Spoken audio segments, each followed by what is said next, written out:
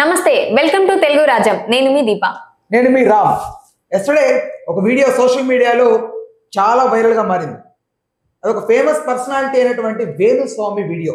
ఆయనే స్వయంగా సోషల్ మీడియాలో తన ఇన్‌స్టాగ్రామ్ ద్వారా ఒక వీడియో పోస్ట్ నేను చేశారు. ఇప్పటి నుంచి ఏమైనా కొత్తగా చేస్తా అని మన ముందుకు రావడం చాలా చూస్తాం. బట్ ఇప్పటి నుంచి ఆపేస్తున్నా అని చెప్పడం చాలా రేర్ కేసెస్ లో చూస్తాం. దట్ టు నోయింగ్ ఫేస్, మనకి బాగా తెలిసిన ఒక పర్సన్ ఇది ఇంకా కరెక్ట్ కాదేమో కొన్ని రోజులు ఆపేస్తా అని చెప్పి మన ముందుకు వచ్చాడు కాబట్టి దాని గురించి కొద్దిసేపు మీతో డిస్కస్ చేయాలనుకుంటున్నాం. సో ఒకసారి చూద్దాం ఆయన పెట్టినటువంటి వీడియోలో అసలు ఎలాంటి ఇన్ఫర్మేషన్ ఉందో ఒకసారి అయితే చూద్దాం.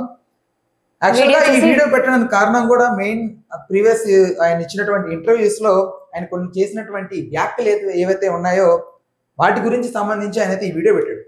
ఫస్ట్ వీడియో చూసి డిస్కస్ చేద్దాం. రైట్. ఓం నమో వెంకటేశాయ.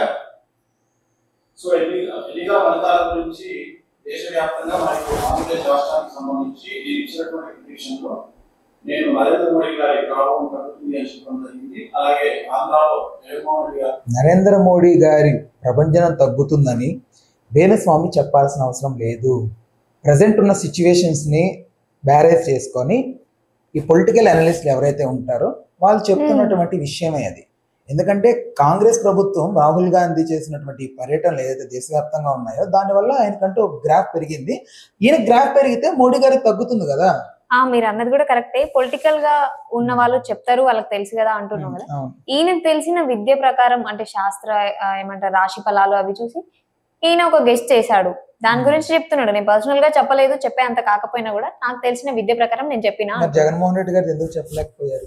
ఓం నమో వెంకటేశాయ. జగన్మోహన్ రెడ్డి గెలుస్తాడు అని చెప్పి నేను చెప్పినటువంటి పిటిషన్ కాదు. సో జనరల్ గా జాతకాన్ని బేస్ చేసుకుని చెప్పిండుగా. అట్లా కాదు, ఇక్కడికి వచ్చి ఒప్పుకోవడం ఏముంది ఇప్పుడు.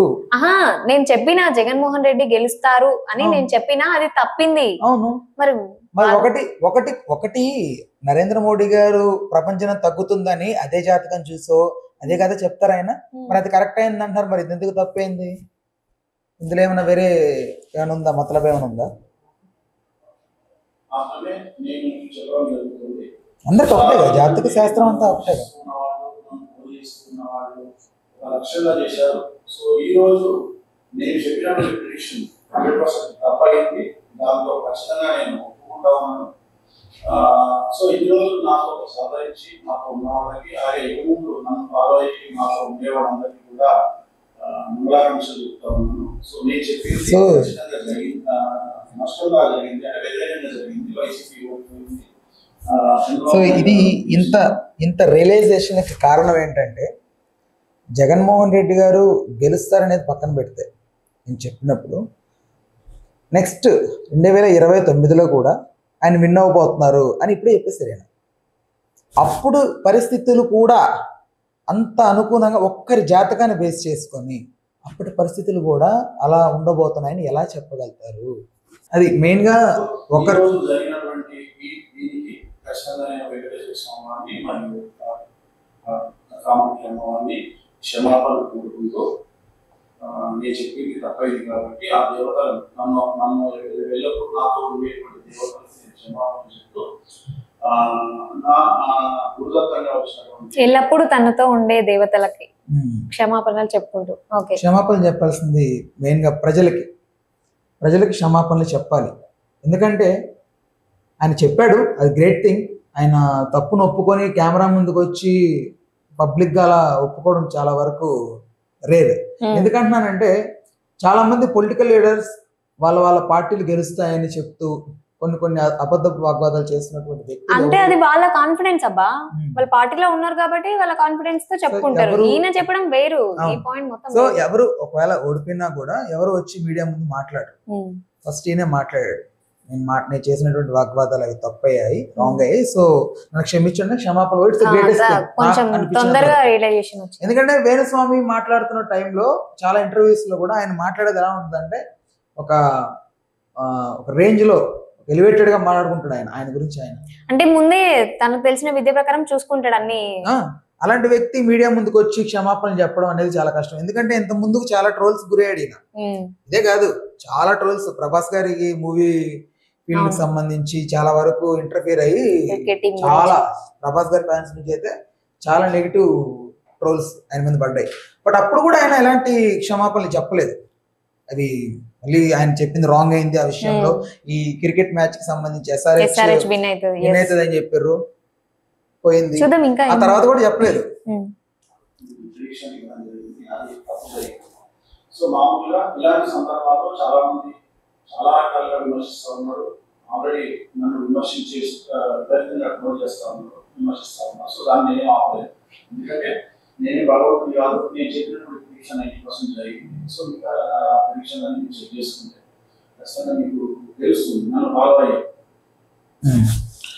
నేనేం దేవుణ్ణి కాదు, నేనేం భగవంతుని కాదు. 90% జరిగినాయి అంటే ఇప్పటి వరకు జరిగినాయి కాబట్టి ఓకే. ఇప్పుడు జరగట్లేదు ఇంకా అంటే మేబీ ఆయన జాతకం కూడా చూసుకొని ఉంటాడు. ఇప్పుడు బ్యాడ్ టైం నడుస్తుంది అని చెప్పేసి కొంచెం గ్యాప్ తీసుకుందాం అని అనుకుంటున్నాను. కానీ మీరు కూడా ఎవరైతే ట్రోలర్స్ ఉంటారో క్షమించి వదిలేసేయండి అబ్బా. ఒక మనిషి తను రియలైజ్ అయ్యి క్షమాపణలు కోరుకున్నప్పుడు పశ్చాత్తాపానికి మించిన ప్రాయశ్చిత్తం సహజం, ఎవరికైనా ఒక మిస్టేక్ చేయడం లేదు. ఆయన చేసాడు అనుకుందాం, బట్ క్షమించి అయితే వదిలేసేయండి. ఆయనకు వయసుకు గౌరవం ఇవ్వండి. ఆయన అమర్యాదగా మాట్లాడుతూ ట్రోల్స్ చేయకండి. చాలా మంది వీడియోస్ చూస్తున్నారు రీసెంట్ టైమ్స్ లో, చాలా అమర్యాదగా మాట్లాడుతున్నారు ఆయన గురించి. సో ఒక వయసుకి ఆయన ప్రొఫెషన్ కి ఒక రెస్పెక్ట్ ఇచ్చి ఆయన గౌరవం ఇస్తే బాగుంటుందని నా ఒపీనియన్. ఓకే. సో నన్ను ఫాలో అవ్వనటువంటి వాళ్ళు, నన్ను విమర్శించే వాళ్ళు, నన్ను పూజించే వాళ్ళు, నన్ను వ్యక్తిగతంగా రాజేసే వాళ్ళు, నా పైన వ్యక్తిగతంగా విమర్శించే వాళ్ళు, వ్యక్తిగత దాడుల వరకు ఎవరన్నా వెళ్తుంటే మాత్రం దయచేసి కైండ్లీ రిక్వెస్ట్, ఎవరైనా మీరు నష్టపోయి ఉండొచ్చు వేరే ఈ విషయాల ద్వారా. ఆయన ఏదో ప్రిడిక్షన్ చెప్పారు, నమ్మమని ఎవరిని చెప్పలేదు. ఫస్ట్ ఆఫ్ ఆల్ ఆయన చెప్పుకున్నారు, నమ్మిన వాళ్ళు అది తప్పు మీదే ఉండొచ్చు. ఆయన ఏమి మిస్గైడ్ చేసి SRH మ్యాచ్ ఉంది అవును మరి ఆ రోజైనా బెట్ వేసుకోండి ఏం చెప్పలేదు. బట్ ఒక ట్రస్ట్ అనేది ఉంటది కదా, ఒక మనిషి గైడ్ చేయడమే కదా, అది గైడ్ లాగే. అది ఈయనేం బుక్కీ కాదు, అర్థమైందా? ఈయనేం ప్రిడిక్టర్ కాదు, ఇది ఈ బెట్టింగ్ సంబంధించి మ్యాచ్ ప్రిడిక్టర్ కాదు. జనరల్ గా ఆయన చెప్పుకుంటున్నారు ఆయన మీద. నేను ఏమంటున్నా అంటే ఆయన చెప్పినప్పుడు మరి ఈయన చెప్పాడు, ఈయన ఎక్కువగా నమ్మడానికి కారణం ఏంటి? ఐ థింక్ ఒకటే, ఇతన్ని ఎక్కువగా నమ్మడానికి కారణం ఏంటి అంటే ఇంతకుముందు చేసిన వరకు ఓకే, చాలా వరకు మోస్ట్ ఆఫ్ దెమ్ సక్సెస్ అయినాయి. మరి నమ్మడానికి కారణం ఏంటి? జనాలందరూ వేణుస్వామి వీడియోస్ ని ఎందుకు వైరల్ చేశారు అంటే ఆయన చెప్పిన కళ్ళపుల్లి మాటలనా, లేకపోతే ఆయన చెప్పిన నిజమానా? సమ్వాట్ ట్రూత్ ఉండొచ్చు అని చెప్పండి. మరి ఎంతమంది జ్యోతిష్యులు ఉన్నారు కదా ఈ రోజున, మరి ఎలా? సో ఒకసారి ఆలోచించండి ఏంటనేది. వాళ్ళు ఇంతకుముందే రోజుల్లో ఉన్న వాళ్ళు చేసేవాళ్ళు.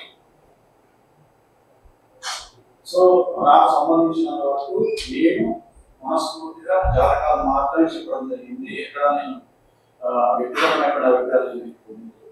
సో తెలుగుదేశం స్టేట్కి, అలాగే తెలుగుదేశం పార్టీకి, అలాగే చంద్రబాబు నాయుడు చేస్తున్నా.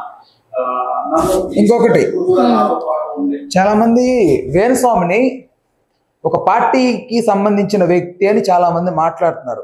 మీకు ఒకసారి ఆయన ప్రీవియస్ వీడియోస్ ఒకసారి గమనిస్తే ఒక పార్టీకి సంబంధించినటువంటి వ్యక్తికి సంబంధించి అగైనెస్ట్ పార్టీ వాళ్ళు వ్యక్తిగతంగా వెళ్తున్నారని కరాఖండిగా మీడియా ముందు మాట్లాడిన వ్యక్తి క్లియర్ కట్ గా మాట్లాడాడు. ఆ రోజు మీకు దమ్ముంటే పొలిటికల్ గా కొట్లాడండి, అతన్ని పర్సనల్ లైఫ్ జోలికి వెళ్ళకండి, అతని పర్సనల్ లైఫ్తో నీకేం పని అని కరాఖండిగా మీడియా ముందు మాట్లాడాడు ఆయన. మీరు ఎవరైతే ఆయన ఈ పార్టీకి సంబంధించి వ్యక్తి అనుకుంటున్నారో ఇట్స్ రాంగ్. ఆయన పార్టీకి ఆయన చేసుకుని వెళ్ళిపోయాడు. ఆయన కూడా మనకి ఇక్కడ క్లారిఫికేషన్ ఇచ్చిండు, నేను పర్సనల్ గా ఏది చెప్పలేదు, ఓన్లీ జాతకాలు బేస్ చేసుకొని మాత్రమే చెప్పాను.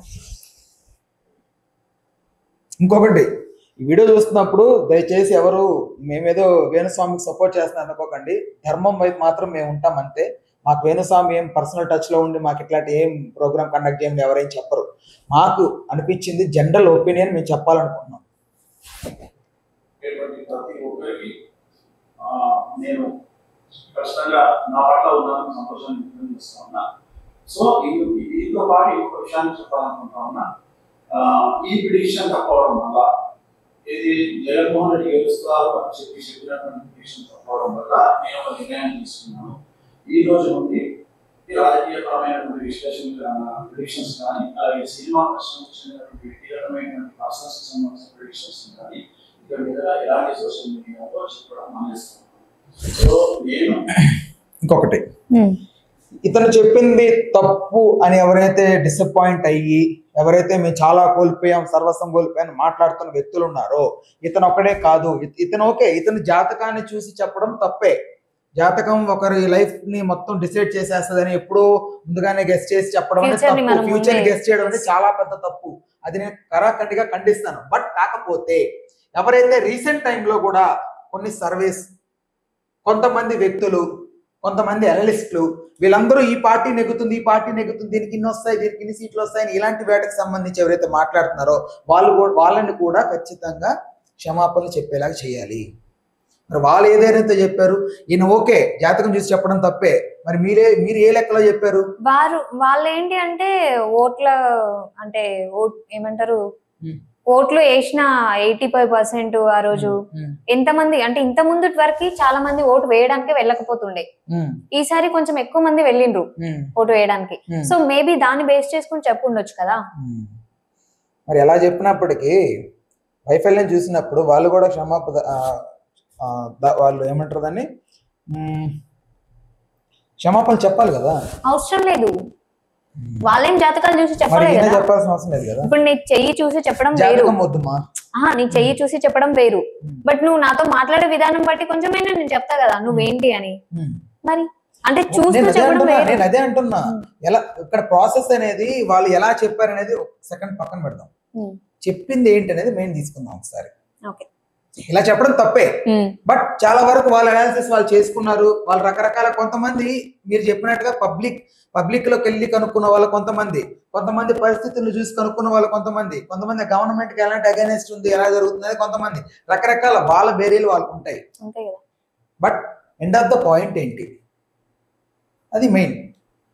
ఇక్కడ అంటే జగన్మోహన్ రెడ్డి జాతకాన్ని విశ్లేషించడంలో నేను వేరైనందువల్ల, చంద్రబాబు నాయుడు గారి జాతకాన్ని విశ్లేషించడంలో నేను వేరైనందువల్ల ఇక మీద నేను పబ్లిక్ ప్లాట్ఫామ్ లో మరి ఇక్కడ నాకు వచ్చిన డౌట్ అదే.